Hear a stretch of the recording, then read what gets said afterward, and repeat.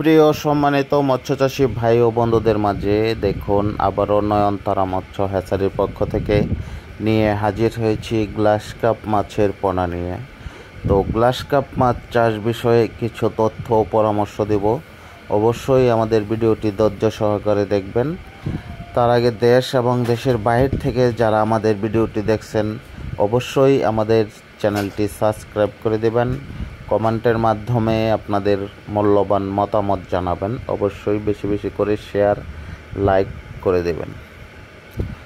তো প্রিয় মৎস্যচাষী ভাই ও বন্ধুরা, গ্লাস কাপ মাছের পোনা বেশিরভাগ আপনার কচুরিপানা ঘাস এগুলো খেয়ে থাকে।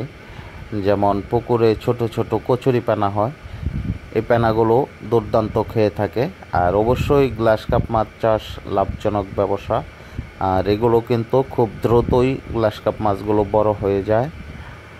তো দেখতেই পাচ্ছেন আমাদের গ্লাস কাপ মাছের পোনার সাইজ এবং পোনার কোয়ালিটিগুলো।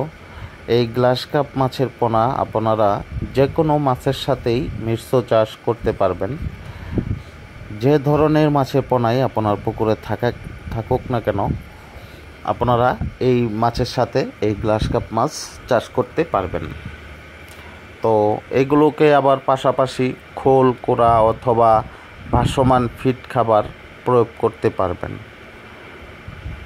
এই টাইপের পোনা সর্বোচ্চ আপনার 1 কেজি প্লাস